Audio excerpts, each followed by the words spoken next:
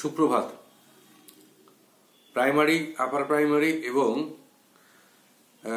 নবম, দশম, একাদশ, দ্বাদশের নিয়োগ নিয়ে বেশ কয়েকটি গুরুত্বপূর্ণ আপডেট দেওয়ার রয়েছে, তাই সকালের এই ভিডিওটা বানানো। আশা করি ভিডিওটা আপনাদের কাজে লাগবে।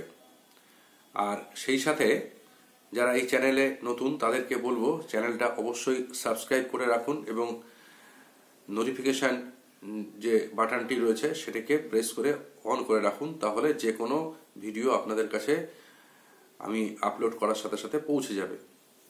তো প্রথমেই বলবো যেটি প্রাইমারির ক্ষেত্রে অত্যন্ত গুরুত্বপূর্ণ একটি আপডেট রয়েছে, সেটি হলো এই: যারা বিএড যোগ্যতা নিয়ে 2022-এর টেট পরীক্ষায় বসেছিলেন এবং উত্তীর্ণ হয়েছেন, এবং তার সাথে সাথে যারা 2023-25-এর যে ডিএলএড, সেই ডিএলএডের পাঠরত ছিলেন, তো তারা উভয়ই কিন্তু চলতি যে নিয়োগ প্রক্রিয়া, প্রাথমিকের নিয়োগ প্রক্রিয়া, সেই নিয়োগ প্রক্রিয়াতে অংশগ্রহণ করতে পারবেন না। গতকাল কলকাতা হাইকোর্টে বিচারপতি বিভাস পট্টনায়কের বেঞ্চে বিচারপতি কিন্তু এমনটাই রায় দিয়েছেন যে যারা বিএড ডিগ্রিধারী, সেই বিএড ডিগ্রি কিন্তু প্রাথমিকের শিক্ষকতার ক্ষেত্রে বৈধ নয়। এর আগে আমরা সুপ্রিম কোর্টের এ বিষয়ে রায় দেখেছি। আর তার সাথে সাথে যারা ডিএলএড ছিলেন, অর্থাৎ 23-25-এর যারা ডিএলএড পরীক্ষার্থী ছিলেন, তাদের যখন এই নোটিফিকেশন বের হয় তখনও পর্যন্ত তাদের কিন্তু ডিএলএড শেষ হয়নি, তারা সেই সময় ডিএলএড পাঠরত ছিলেন। তো সেক্ষেত্রে তাদেরকেও কিন্তু এই প্রক্রিয়ার অন্তর্ভুক্ত করা হবে না। যদিও সেই সকল ডিএলএড প্রার্থীদের যুক্তি ছিল যে এর আগেও পর্ষদ কিন্তু এমন পাঠরত যারা রয়েছে, ডিএলএড পরীক্ষার্থী রয়েছে, তাদেরকে সুযোগ দিয়েছিলেন, কিন্তু সেটা একটি বিশেষ পরিস্থিতিতে দেওয়া হয়েছিল, এমনটাই কিন্তু কোর্ট থেকে উঠে এসছে। করোনাকালীন পরিস্থিতিতে সেই সুযোগটি দেওয়া হয়েছিল, কিন্তু স্বাভাবিক অবস্থায় সেই সুযোগ দেওয়া যায় না, এবং সেই কারণেই এই রায় বিচারপতি দিয়েছেন যে যারা 23-25-এর ডিএলএড পরীক্ষার্থী রয়েছেন তারা কিন্তু চলতি নিয়োগ প্রক্রিয়ায় অংশগ্রহণ করতে পারছেন না, এবং এটা তাদের ক্ষেত্রে যথেষ্টই একটা হতাশাজনক সংবাদ যে তারা চলতি যে প্রাথমিকের নিয়োগ, সেই চলতি প্রাথমিকের নিয়োগে অংশগ্রহণ করতে পারছেন না। এরপরে আসি হলো আরেকটি বিষয়তে, সেটা হলো এই যে আপার প্রাইমারি সংক্রান্ত একটি খবর।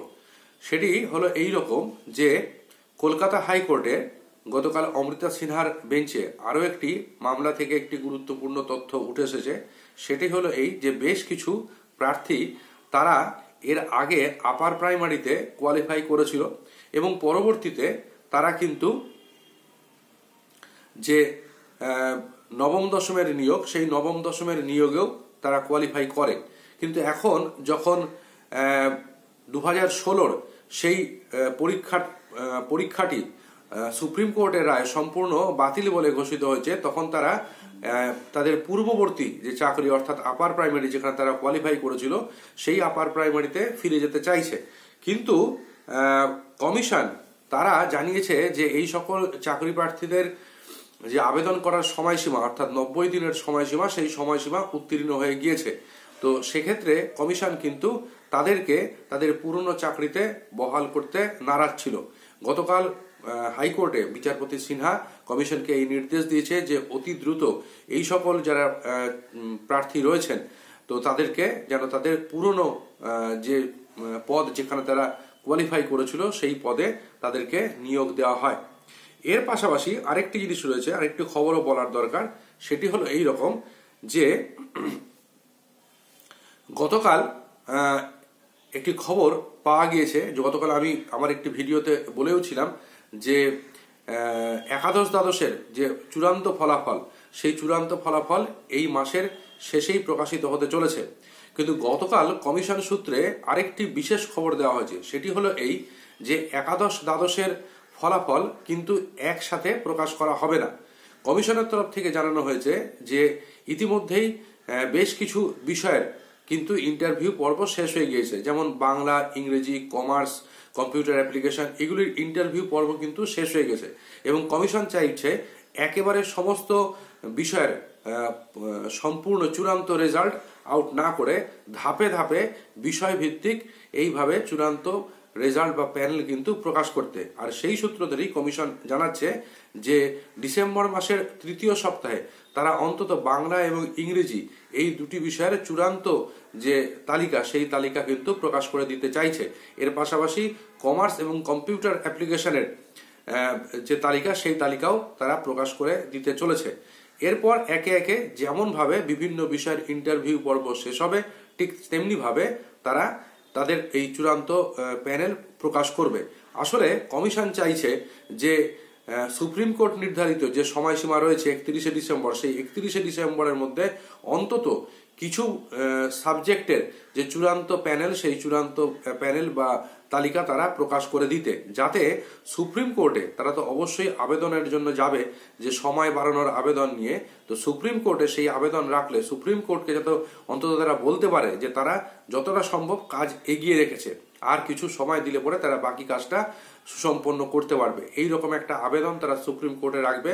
আর তাই তারা বিষয়ভিত্তিক কিন্তু চূড়ান্ত যে তালিকা সেই চূড়ান্ত তালিকা তারা প্রকাশ করতে চাইছে। তবে এ ব্যাপারে একটি কিন্তু সংশয় থেকে যাচ্ছে। সংশয়টি হলো এই যে 10 মার্চ অর্থাৎ টিচিং এক্সপিরিয়েন্স সংক্রান্ত যে 10 নম্বর ছিল সেই 10 নম্বরের কি হবে সে সংক্রান্ত যে মামলাগুলি রয়েছে সেই মামলাগুলির শুনানির চূড়ান্ত ফলাফল কিন্তু এখনো আসেনি।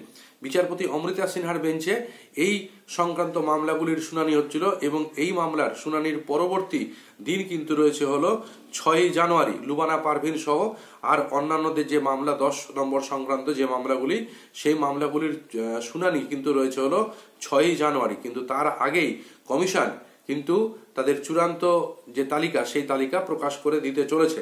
ফলত পরবর্তীতে ওই 10 নম্বরের মামলার ফলাফলের এফেক্ট কিন্তু এই তালিকার উপর পড়বে। তো যাই হোক, কমিশন সূত্রে যেটুকুনি খবর পাওয়া গেছে কমিশন তারা ধাপে ধাপে বিভিন্ন বিষয়ের কিন্তু ফলাফল প্রকাশ করতে চলেছে এবং সেটা আগামী সপ্তাহ অর্থাৎ ডিসেম্বরের তৃতীয় সপ্তাহ থেকে কিন্তু পর্যায়ক্রমে একে একে সেই চূড়ান্ত তালিকা আসতে চলেছে। আপাতত খবর এইটুকুনি। ভালো থাকুন সকলে, সুস্থ থাকুন।